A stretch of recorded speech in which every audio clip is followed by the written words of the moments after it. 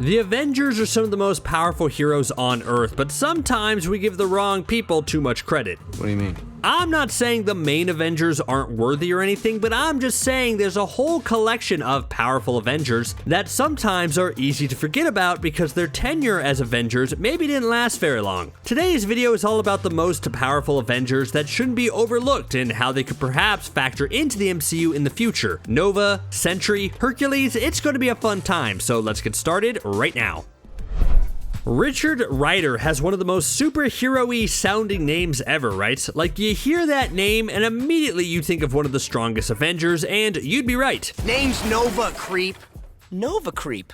Catchy. Richard Rider is the real name of Nova, a member of the intergalactic police force known as the Nova Corp. His backstory is super Green Lantern-y. Like, stop me if you've heard this one before. Richard Rider is recruited into a galactic order of space cops after a dying alien passes him his powers. See? Very similar to Green Lantern. But over the years, Nova has developed his own story and personality that makes him a very powerful hero. As the superhero, Nova has absorbed the Nova Force, which grants him super strength, speed, flight, and his destructive energy blasts. I wanted to mention Nova first because he has the most potential to pop up in the MCU after a lot of teasing. Like, the Guardians of the Galaxy introduced the Nova Corps with no Nova, and it's about time the MCU fixed this. Like, picture this for a second. Now that Xandar is destroyed and the Nova Corp basically wiped out when Thanos came and got the Power Stone, the Nova Corp needs to rebuild and invest in a powerful hero to help them. So they recruit Richard Rider as the new face of their corps. I'm just saying, Nova would make an excellent addition to Guardians of the Galaxy Volume 3 or Captain Marvel 2. Anything cosmic, really. Let's just not forget about him, okay? Nova,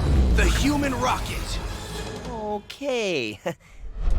Alright, move over Richard Rider because I want to talk about Robert Reynolds. Okay, let's stop with the R names, please. Anyways, Robert Reynolds is the hero known as the Sentry, and he's literally perfect for this list. This is all about Avengers everyone forgets about, and Sentry literally had an entire arc where the whole world forgot about him. Robert Reynolds was a drug addict who stumbled upon an experimental serum that was trying to replicate the Captain America Super Soldier Serum because that's literally what everyone was trying to do all the time. Anyways, Robert got his hands on some of it and immediately gains the power of 1,000,000 exploding suns. That's a crazy power description, right? Anyways, Sentry was a classic golden age superhero who everyone loved. The public adored him, he was well liked by the media, and other heroes looked up to him. But of course, everything couldn't be rainbows and butterflies. A mysterious, powerful entity known as the Void showed up to wreak havoc and wiped out over 1,000,000 people in Manhattan. Turns out, the Void was actually the evil counterpoint to Sentry. So as long as Sentry existed, so would the Void. To fix this, Sentry worked with Mr. Fantastic and Doctor Strange to cast a spell that would make everyone on Earth forget his existence. Obviously, this didn't last, but it's an interesting concept, right? How crazy would it be if the MCU revealed that yes, the Sentry has been here the entire time and has had a role in every single huge Avengers movie, but was just erased from everyone's mind? Is that too crazy for the MCU?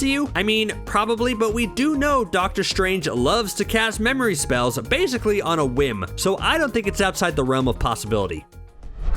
If you're looking for Marvel's version of Superman, then you can't forget about Hyperion, aka Marcus Milton. Oh, seriously? Marcus Milton? Oh, come on, that's worse than the other alliterations. Marcus Milton sounds like a second-rate Spider-Man villain, not Marvel's version of Superman. So I'm gonna stick with his hero name. Hyperion is crazy strong. He's done things like lifted Atlantis out of the water, punched the Hulk back into Bruce Banner, and held two Earths apart from each other to stop them from colliding. Yeah, this dude does not miss leg day at the gym. He actually comes from another universe, so that's why he's easy to forget about. But in his world, he came from a dying Eternals planet and was sent to Earth as a baby to escape its destruction. There, he was raised by a good human couple and would grow to become his own brand of hero, seeking truth and justice and all that jazz. But then his universe was destroyed and he was left floating in nothingness until a different universe managed to pull him out and place him in that universe. I just think with all the multiverse shenanigans that are currently happening in the MCU, now's the perfect time to introduce someone like Hyperion.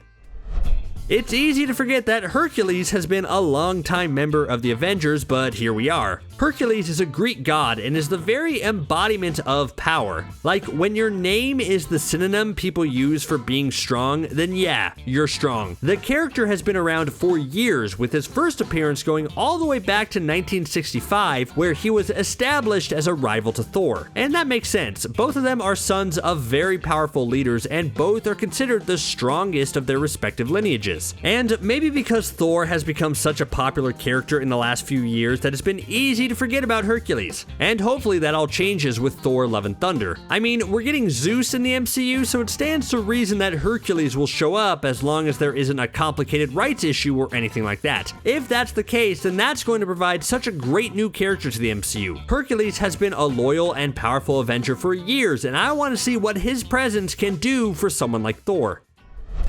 I think before the Eternals movie, it was easy to forget about a lot of the Eternals that populated the Avengers ranks, and although the new film really started to introduce these new characters to a broader audience, I would forgive them for overlooking some of their more powerful members. Like Sersi, for example. Sersi was the star of the Eternals, and she had to remain one of the weaker heroes until the end of the movie, where she was the driving force behind stopping the Celestial from waking up from its power nap and cracking Earth wide open. And although she doesn't have as fancy of powers as some of the other Eternals, her abilities make her practically the most powerful. Besides the standard super strength that all Eternals come with, Sersi can rearrange matter on a molecular level, even on living things. That may not sound very cool, but it's an ability that makes her one of the most important people in all the galaxy. She can also do things like cast her own illusions and take over minds of just about anything. Yeah, she feels like she's Scarlet Witch level powerful, but because Scarlet Witch is the more prominent character now, Sersi can be overlooked and forgotten. Kamala Khan is another hero with another alliterative name who takes on the mantle of Miss Marvel, a young teenager who has the ability to stretch her body in all sorts of shapes and sizes. She was an ordinary kid who was exposed to Terrigen mist that turned her into an Inhuman and basically gave her the powers of both Mr. Fantastic and Ant-Man rolled into one. Now that's a powerful ability for sure, but I want to talk about Miss Marvel's MCU debut. The trailer for Miss Marvel revealed that her skill set was going to be different, and her using some type of cosmic device that attaches to her arm to create purple crystal shapes. It feels a bit like a Green Lantern ring from what we've seen so far, which is kind of fascinating. I assume they switched her powers up because purple constructs are easier to pull off in live action than stretchy powers, but the question becomes, which do you think is more powerful between the two? I mean, when in doubt, always go with the shiny purple cosmic objects, right? And although she's young, it's easy to forget that yes, she has been on the Avengers before, but left rather quickly after not liking the general rigid attitudes of the older heroes. I'm including Spectrum on this list mainly because she actually held the moniker of Captain Marvel before Carol Danvers did in the comics, which I think is something that's easy to forget now that Carol Danvers is the most well-known version of the hero. Monica Rambeau is starting to make a big name for herself in the MCU, with her origin story basically happening in WandaVision. She crosses through Wanda's special hex without the proper safety gear and comes out on the other side with her genetic makeup all changed. We don't know the full extent of her powers just yet, but I believe those are coming in the Captain Marvel sequel. But if it's anything like the comics, then we're in for a huge power surge. It's described in the comics as Monica being able to convert her body mass into any form of energy on the electromagnetic spectrum. That's basically science talk for she can do a lot and it will hurt when she hits you. And maybe she's overall a bit easier to forget about because she's gone through so many name changes. First she was Captain Marvel, then Photon, then Pulsar, and then now Spectrum. Okay, quick, what's your ranking of those superhero names based on coolness factor? I would rank them from top to bottom: Photon, Spectrum, Pulsar, Captain Marvel. Do you agree? Firebird is an Avengers member that's easy to forget, probably because you're more inclined to remember a similar hero like Jean Grey with the Phoenix Force. But Firebird should not be overlooked. Bonita Juarez has one of those backstories that's all about being in the right place at the right time. One time, while walking across the New Mexico desert, a fireball from the sky crashed next to her and its radiation transformed Bonita into the Firebird. And when she activates her powers to turn into the Firebird, a giant manifestation of the Firebird appears, which proves she can certainly make an entrance. She's fought for two different versions of the Avengers with the normal team and the West Coast Avengers, but just isn't an Avenger you remember off the top of your head easily. Okay, again, if this list is about forgotten Avengers, then I have to include the Forgotten One. We know him now as Gilgamesh, you know, the one in the Eternals movie who loved to punch things really hard. But in the comics, he had earned the name the Forgotten One because he was once exiled for being with humans too long. It's unfortunate we won't see him again in the MCU. I think I remember the hype around Gilgamesh before the Eternals movie was released because it was said that he would be one of the strongest heroes ever, but we never got to see him fight anything but deviants, so it was hard to know his true power levels. But I won't forget you, Gilgamesh. I'll always remember your very cool way of punching things.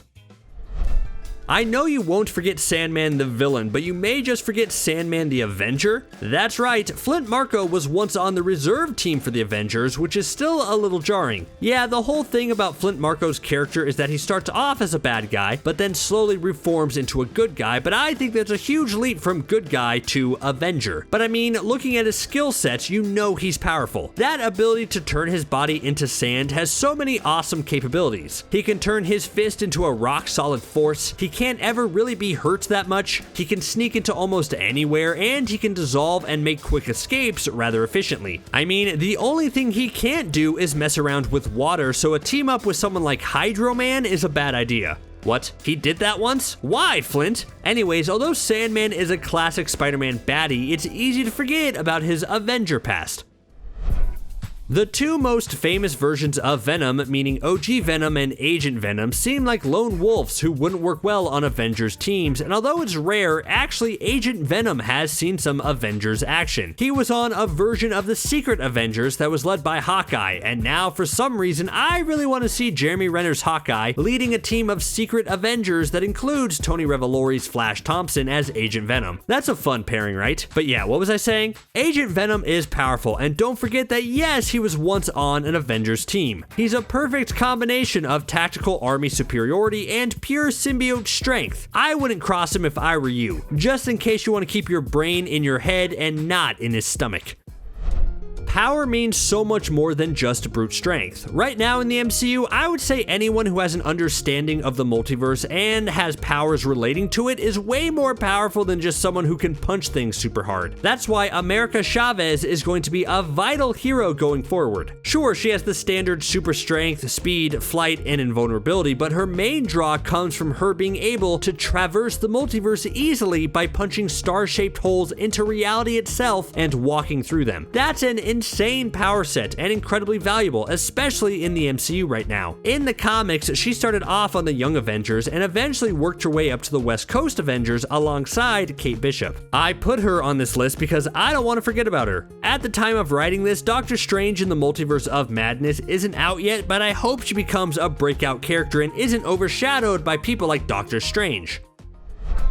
Victor Mancha has an incredibly weird backstory. So after our heroes bested Ultron, they dumped his body in a landfill where his head was found by a human woman and she took it home. Okay, big red flag right there. If you're dealing with an Avengers level bad guy, don't dump the body at a garbage dump. Didn't think I had to spell that one out for people. In exchange for helping Ultron reform, the big Avengers baddie used the woman's DNA to help create a new cyborg human hybrid named Victor. Power level wise, Victor uses nanite cybernetics, which as we've seen in the MCU are basically magic, and then has all the cool cyborg perks like self-repairing, photographic memory, and cyborg durability. And yes, Victor was on a very special version of the Avengers team. It was called Avengers AI and consisted of Vision, a Doombot, and Hank Pym among others. So it was mainly a cybernetics team, which would be awesome to see in live action.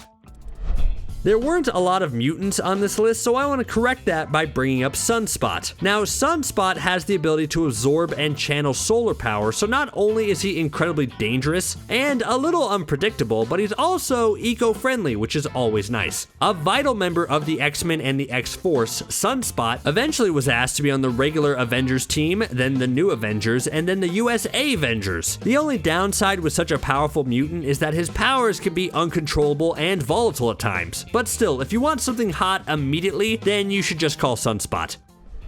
Normally, when you think of Ares, you might think of a bad guy. He was the bad guy in the first Wonder Woman movie after all, and has generally towed the line with villainy in the Marvel comics. But after Thor had expired, don't worry, he got better, Ares stepped up and tried to fill Thor's role on the Avengers. It was clear that Ares was not as powerful as Thor was, but I mean, he was the god of war, so he could dish out the damage. I had mentioned Hercules earlier, but I also hope the new Thor Love and Thunder movie uses Ares as well as Zeus and Hercules in the movie. Yeah, there are some powerful forgotten Avengers, but what about the least powerful forgotten Avengers? Does that list exist? Well, if it did, I would populate it with heroes like Dr. Druid, Triathlon, and the Two Gun Kid. Yeah, those guys, maybe it's best that they stay forgotten.